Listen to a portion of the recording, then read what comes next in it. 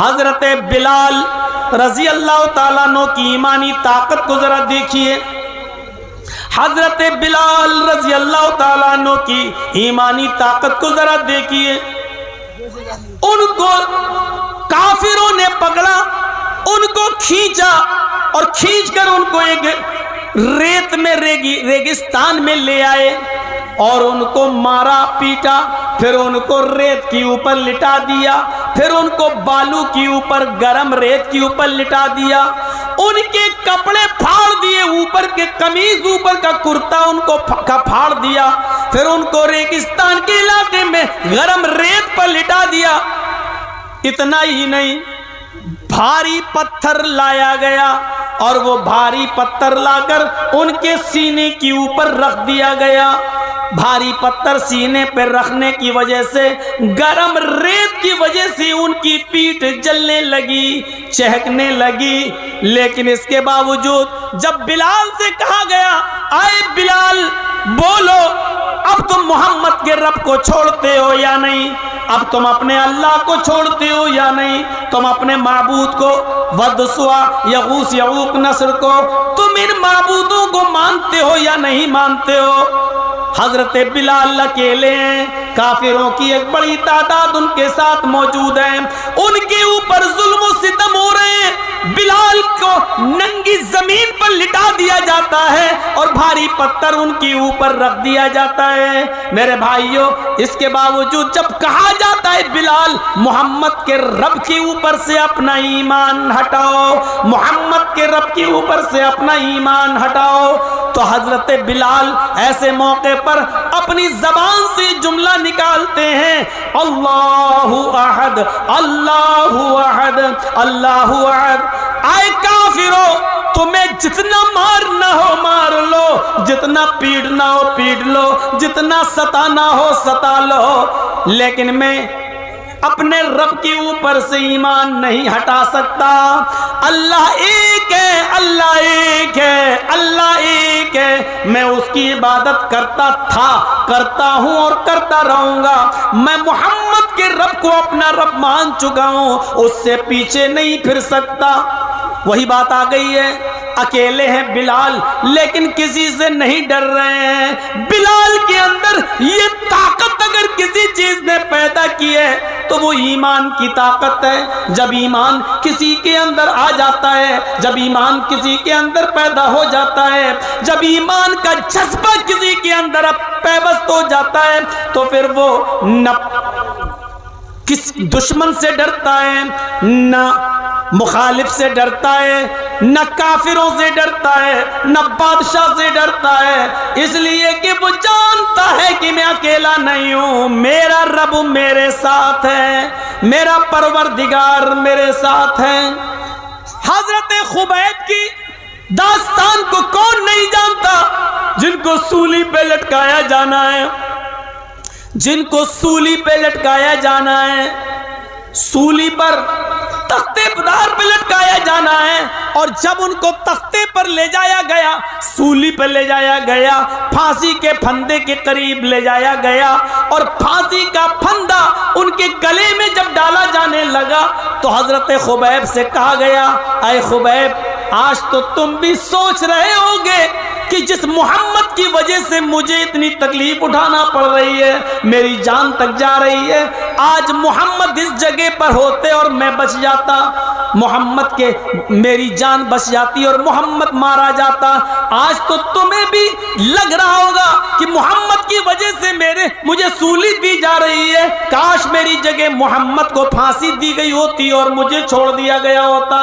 حضرت خبیب نے دیکھا پھانسی کا پھندا گلے تک آ گیا ہے, مسکراتے ہیں اور کافروں کو یہ جواب دیتے ہیں, اے کافروں تم نے بہت چھوٹی بات کی ہے, تم نے بہت گری ہوئی بات کی ہے. کیا میں یہ چاہتا ہوں کہ محمد پھنس جاؤں اور میں بچ جاؤں؟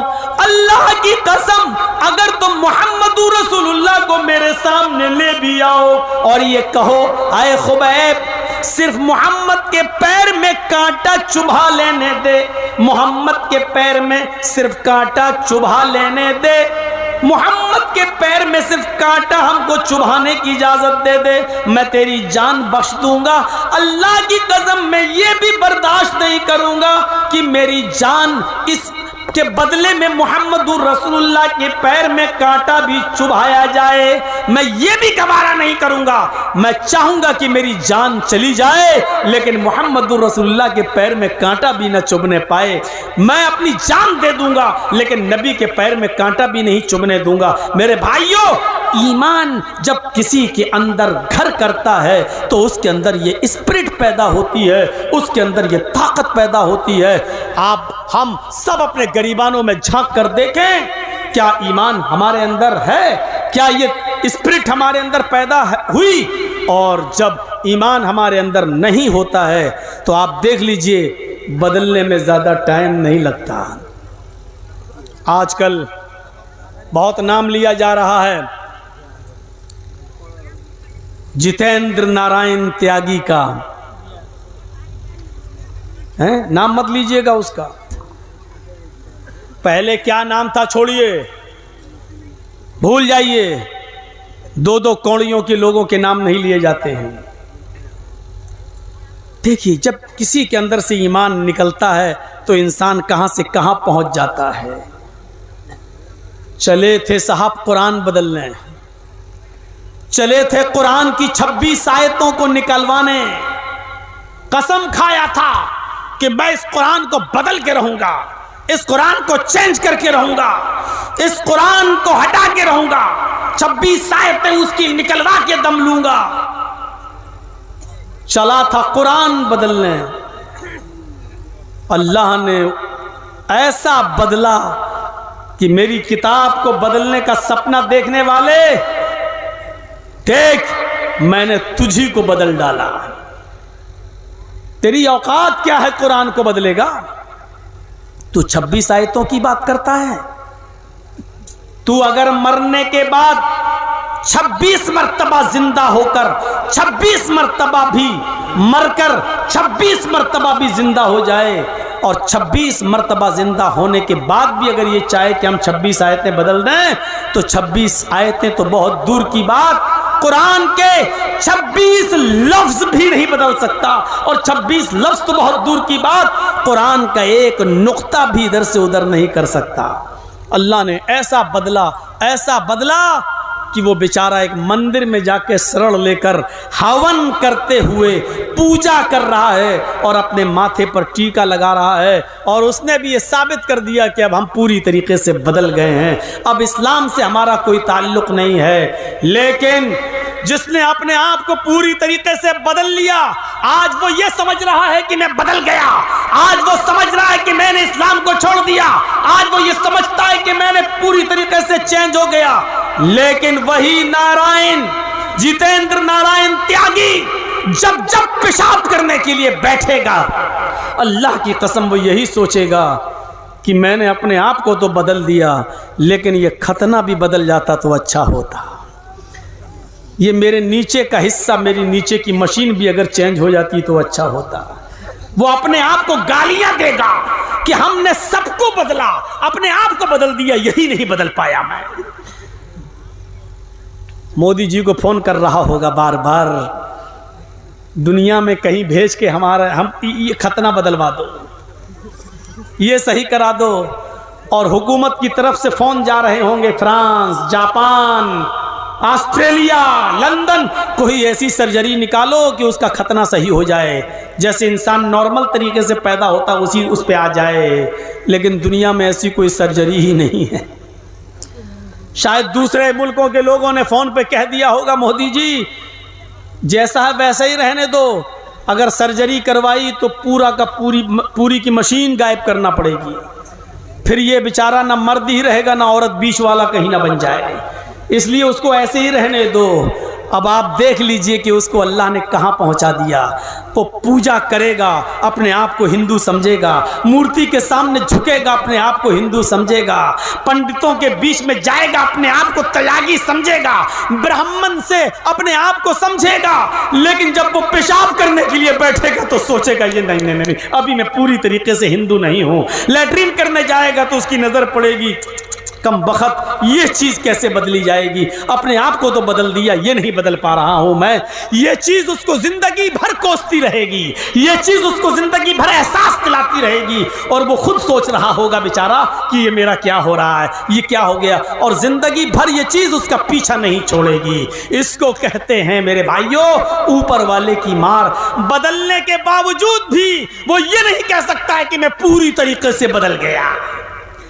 पूरी तरीके से इस्लाम को छोड़ने के बावजूद वो ये नहीं कह सकता कि मैं ऊपर से नीचे तक पूरी तरीके से मैं हिंदू हूं, वो ये नहीं कह सकता है, क्योंकि हिंदू भाई हमेशा यही गाली देते हैं हमें, कटुए कटुए कटमुल्ले कटुए, हमको जिंदगी भर यही गाली देते हैं। अब वो इसको क्या कहेंगे, ब्राह्मण तो है, हिंदू तो है, लेकिन इसको हम कहेंगे कटुआ हिंदू।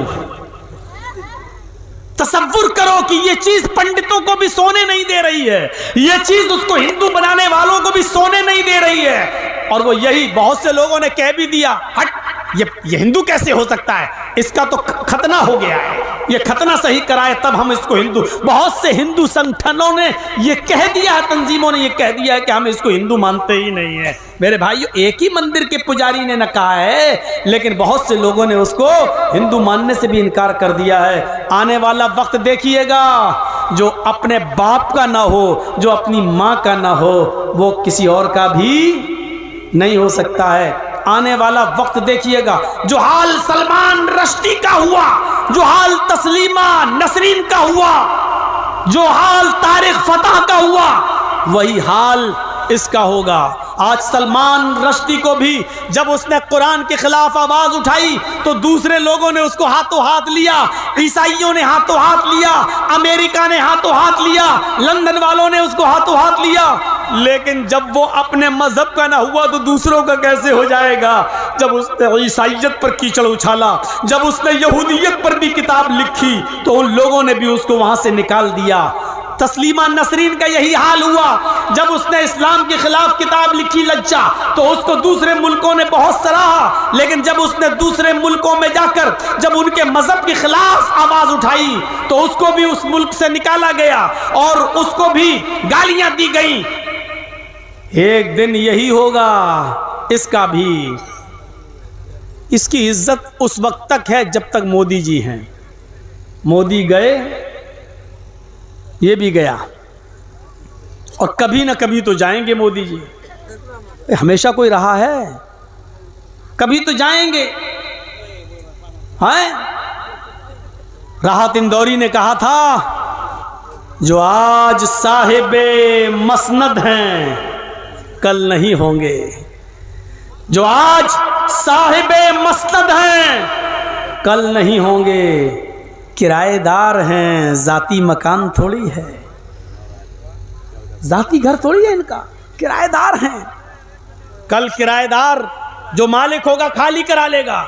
एक दिन जनता अपने वोट से आपको हटा देगी, और जब हटाएगी तो इसकी भी कोई वैल्यू नहीं रह जाएगी। हर चीज का एक वक्त होता है, इंतजार होता है।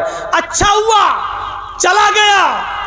कुरान को बदलने का सपना तो वो कभी देख ही नहीं सकता था, इसलिए कि कुरान किसी के बाप की किताब थोड़ी है कि जो चाहे उसको बदल दे। ये कुरान अल्लाह की तरफ से नाजिल की हुई किताब है। दुनिया के सारे ईसाइयों को चैलेंज, दुनिया के सारे यहूदियों को चैलेंज, दुनिया के सारे हिंदुओं को चैलेंज। हम मुसलमानों को भी कहते हैं, आइए उनकी तरफ से मैं आवाज उठाता हूं, आओ अपनी अपनी किताबें लेकर। बुद्धिस्ट अपनी किताबें लाएं, सिख अपनी किताबें लाएं, क्रिश्चियन अपनी किताबें लाएं, यहूदी अपनी किताबें लाएं, हिंदू अपनी किताबें लाएं, मुसलमान अपनी किताब लाएं, और सबको लाकर एक मैदान में जमा कर दें। एक किताब भी बाकी ना छोड़ी जाए धार्मिक, और घास लेट डालकर, मिट्टी का तेल डालकर उन सारी किताबों में आग लगा दी जाए, उन सारी किताबों को जला दिया जाए, उन सारी किताबों को राख कर दिया जाए। उसके बाद कहा जाए, आए ईसाइयों आओ, लाओ अपनी इंजील जिंदा करो। अल्लाह की कसम सारे ईसाई मिल जाए इंजील जिंदा नहीं कर सकते। आओ यहूदियों آپ کی اپنی کتاب تورات زندہ کرو. یہودی مر جائیں گے, تورات زندہ نہیں کر سکتے. آؤ بدھسٹو اپنا بدھزم زندہ کرو, بدھسٹ لوگ اپنی کتاب نہیں سنا پائیں گے.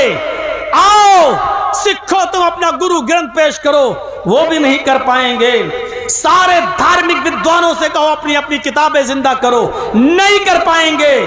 مسلمانوں سے کہو تمہارا قرآن بھی تو جل گیا ہے, تم اپنی کتاب لاؤ. ایک چھوٹا سا بچہ 10 سال کا, 11 سال کا, 12 سال کا مسلمانوں کے صف میں کھڑا ہوگا, اٹھے گا اور پڑھے گا بسم اللہ الرحمن الرحیم الحمدللہ رب العالمین الرحمن الرحیم مالک یوم الدین. یہاں سے شروع کرے گا اور قل اعوذ برب الناس ملک الناس الہ الناس من شر الوسواس الخناس الذی یوسوس فی صدور الناس من الجنت والناس تک پڑھ کر سنا دے گا. یہ 10 اور 11 سال کا بچہ سارے مذہبی علماء کو ودوانوں کو تھپڑ مارتے ہوئے کہے گا کہ ہم نے اپنا پورا قرآن سنا دیا, تم نے اس قرآن کو تو جلا دیا جو کاغذ پر لکھا ہوا تھا, تم نے اس قرآن کو تو جلا دیا جو تمہارے ٹکڑوں پر, کاغذ کے ٹکڑوں پر لکھا ہوا تھا, لیکن تم اس قرآن کا کیا کرو گے جو میرے سینے کے اندر محفوظ ہے, جو میرے دل کے اندر محفوظ ہے. میرے بھائیوں, قرآن ایک ایسی کتاب ہے جو جلانے کے بعد بھی نہ جل سکے. پورے قرآن کو سمندر میں ڈال دو تو سمندر اس کو ڈبو نہ سکے. میرے بھائیوں, یہاں سے آپ اندازہ لگائیے, دنیا کی ساری کتابیں جل جائیں تو دوبارہ کوئی ان کو لکھ نہیں پائے گا, لیکن قرآن کو اگر جلا دو تو دوسرے ہی دن اس کو تمام کی تمام حافظ مل جائیں گے لکھنے کے لیے, تمام کی تمام حافظ مل جائیں گے اس کو سنانے کے لیے. یہ چلے بیچارے قرآن کو مٹانے, یہ چلے بیچارے قرآن کی آیتیں بدلنے. اللہ تبارک و تعالیٰ نے سچ فرمایا, اِنَّا نَحْنُ نَزَّلْنَا الذِّكْرَ وَإِنَّا لَهُ لَحَافِظُونَ. ہم ہی نے اس قرآن کریم کو نازل کیا ہے, ہم ہی نے اس قرآن کریم کو اتارا ہے, اور ہم ہی اس کی حفاظت فرمائیں گے, ہم ہی اس قرآن کریم کی رکشا کریں گے. یہ قرآن نہ کبھی مٹا ہے نہ کبھی مٹے گا, اور 1400 سال پہلے, 1400 سال سے اس قرآن کو مٹانے کی بڑی کوششیں کی گئی ہیں. یہ تیاگی یہ کوئی نیا نہیں ہے, اس سے پہلے بھی بہت لوگ اٹھ چکے ہیں اس قرآن کے خلاف آواز اٹھانے کے لیے, اس قرآن کے خلاف زبان چلائی ہے انہوں نے, لیکن سب نے شکست کھائی ہے اور سب کو منہ کی کھانی پڑی ہے. تو میرے پیارے ساتھیوں, یہ قرآن ایک ایسی کتاب ہے جو کبھی کسی کے مٹانے سے نہیں مٹ سکتی ہے. ایمان پیدا ہو. یہ قرآن کی چند آیتیں جب کسی کے کان میں پڑ جاتی تھی تو اس کے دل کی دنیا بدل جاتی تھی, دل کی دنیا بدل جاتی تھی. قرآن کی چند آیتیں سنی تھی حضرت عمر فاروق نے, جو اپنی بہن کو مارا تھا, اپنے بہنوئی کو مارا تھا, لیکن کہا تم لوگ ایمان سے باز نہیں آ سکتے ہو تو چلو قرآن پڑھ کے سناؤ, دیکھیے ذرا یہ ایمان ہے. حضرت عمر فاروق نکل تو رہے ہیں جناب محمد رسول اللہ کو مارنے, تلوار نکال لی کہ آج محمد کو قتل کر دیں گے صلی اللہ علیہ وسلم, لیکن راستے میں کسی نے کہا کہاں جا رہے ہو, جواب دیا محمد کو مارنے. بہت پریشان کر رکھا ہے, آج جڑ ہی کو ختم کر دیں گے, نہ رہے گا بانس نہ بجے گی بانسری, آج محمد ہی کو قتل کر دیتے ہیں. اس آدمی نے کہا محمد کو قتل کرنے سے کیا فائدہ, تمہارے گھر میں تو تمہاری بہن اور تمہارے بہنوئی, تمہارے جیجا بھی اسلام لا چکے ہیں. سنو, اگر یہ بات غلط نکلی تو بہت برا ہوگا, ہم تمہیں کو قتل کر دیں گے. ہاں ہاں جاؤ پتہ لگاؤ پہلے. حضرت عمر نے رخ بدل دیا اور بجائے محمد رسول اللہ کے پاس جانے کے اپنی بہن و بہنوئی کے پاس گئے.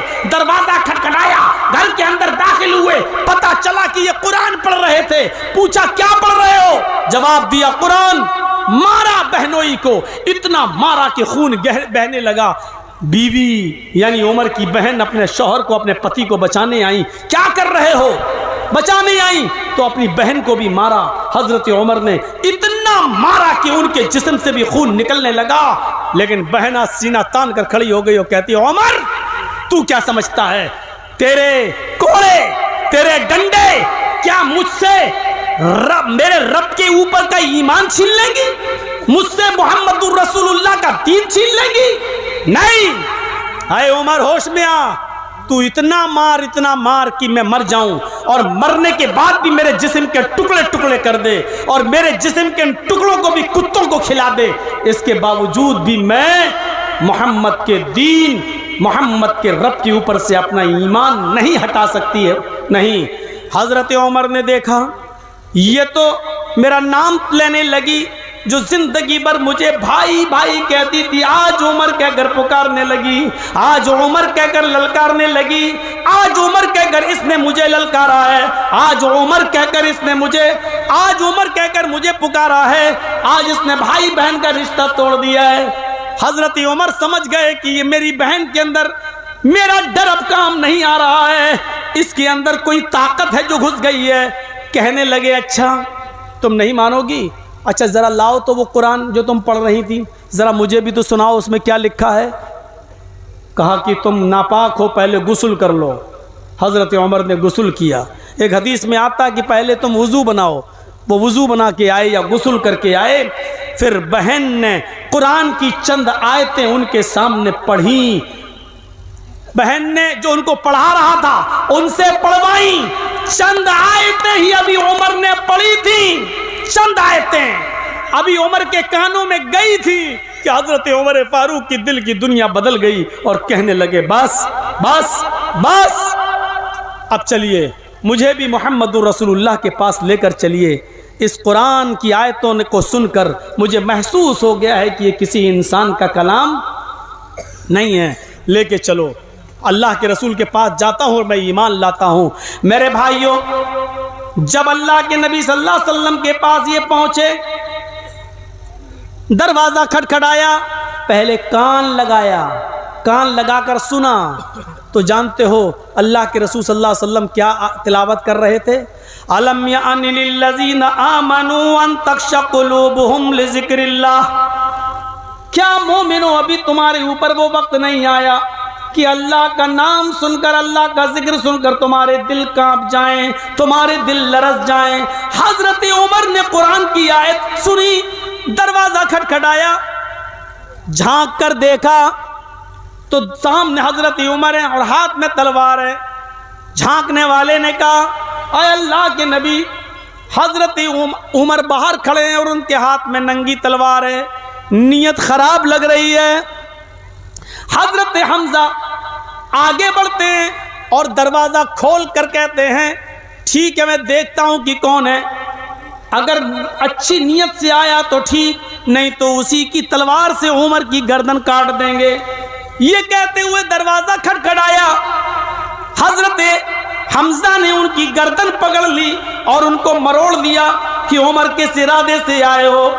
حضرت عمر کہتے ہیں ابھی ابھی محمد رسول اللہ تلاوت کر رہے تھے، أَلَمْ يَعْنِ لِلَّذِينَ آمَنُوا أَن تَخْشَعَ قُلُوبُهُمْ لِذِكْرِ اللَّهِ، کیا ابھی وہ وقت نہیں آیا اہل ایمان کے لیے کہ اللہ کا نام سن کر، اللہ کا ذکر سن کر ان کے دل کانپ جائیں؟ ہاں ہاں میرا دل کانپ گیا ہے، عمر اسلام لانے کے لیے آ گیا ہے، عمر کی نیت صاف ہے، میں اسلام لانے آیا ہوں، میں اسلام قبول کرنے آیا ہوں۔ اور پھر حضرت عمر فاروق نے اسلام قبول کر لیا۔ 39 آدمی پہلے مسلمان ہو چکے تھے، 40 میں حضرت عمر تھے۔ کتنے؟ 40 میں حضرت عمر۔ آج زندگی میں پہلی بار نعرہ لگا۔ 39 آدمی جب مسلمان ہوئے تو نعرہ نہیں لگا، لیکن 40 میں جب حضرت عمر اسلام لائے تو صحابہ میں اتنی زور کا نعرہ لگا کہ پہلی بار زید ابن ارقم کے گھر سے یہ آواز گونجی اور باہر نکلی، آواز آئی للہ تکبیر، اور سب نے کہا اللہ اکبر۔ اللہ اکبر کا نعرہ بلند ہوتا ہے۔ حضرت عمر فاروق کے اسلام لانے کے بعد یہ آواز پہلی بار کسی کے گھر سے باہر نکلی، اللہ اکبر کی زور سے آواز۔ اللہ کے نبی نے کہا عمر آج میں اتنا خوش ہوں، اتنا خوش ہوں، اتنا خوش ہوں کہ دل چاہتا ہے کہ تم جو مانگو آج میں تمہیں انعام میں دوں، جو مانگو وہ میں تمہیں انعام میں دوں۔ حضرت عمر کہتے ہیں اے اللہ کے نبی کیا آپ مجھے انعام دینا چاہتے ہیں؟ ہاں بتاؤ اے عمر تمہیں کیا چاہیے؟ حضرت عمر نے جو جواب دیا وہ سنیے، اے اللہ کے نبی میں چاہتا ہوں آپ کے 39 آدمی جو اسلام لا چکے ہیں وہ آج خانہ کعبہ میں جا کر نماز ادا کریں، آپ ان کے امام بنے۔ آپ کو اب تک خانہ کعبہ میں گھس کر نماز نہیں پڑھنے دی جا رہی ہے، خانہ کعبہ میں آپ کے اوپر روک لگی ہوئی ہے۔ میں چاہتا ہوں کہ آپ ان لوگوں کو نماز پڑھائیں اور 39 لوگ ان کے پیچھے نماز پڑھیں۔ اللہ کے نبی نے کہا اے عمر اور تم کیا کرو گے؟ اے عمر تم کیا کرو گے؟ میں نماز پڑھاؤں اور سب لوگ میرے پیچھے نماز پڑھیں تو تم کیا کرو گے؟ کہا اللہ کے رسول میں ننگی تلوار لے کر کعبہ کے دروازے پر کھڑا ہو جاتا ہوں، میں ننگی تلوار لے کر کعبہ کے دروازے پر کھڑا ہو جاتا ہوں اور دیکھتا ہوں کس کی ماں نے کس کو کتنا دودھ پلایا ہے، کس کی ماں نے کس کو کتنا دودھ پلایا ہے جو آپ کو نماز پڑھانے سے روک سکے۔ دیکھیے ایمان جب عمر کے اندر پیدا ہوا، قرآن کی آیتیں پڑھی اور اسلام لائے، جب ایمان ان کے اندر پیدا ہوا تو اتنی بہادری پیدا ہو گئی کہ اکیلے تلوار لے کر کھڑے ہو گئے، آپ نماز پڑھائیے، سارے صحابہ آپ کے پیچھے نماز پڑھیں گے۔ دیکھتا ہوں دنیا کی کون سی طاقت آپ کو نماز پڑھانے سے روک سکتی ہے، میں بھی دیکھوں کہ کون ہے جو آپ کو نماز پڑھانے سے روکے۔ اور زندگی میں پہلی بار محمد الرسول اللہ صلی اللہ علیہ وسلم نے خانہ کعبہ کے اندر نماز پڑھائی، اور حضرت عمر خانہ کعبہ کے دروازے کے باہر کھڑے ہو کر لوگوں سے کہتے رہے آؤ دیکھیں کہ کون محمد کو نماز پڑھانے سے روکتا ہے۔ یہ بہادری، یہ جرأت، یہ بہادری، یہ جرأت پیدا ہوئی تھی ایمان سے، تو آج ایمان ہمارے اندر نہیں ہے۔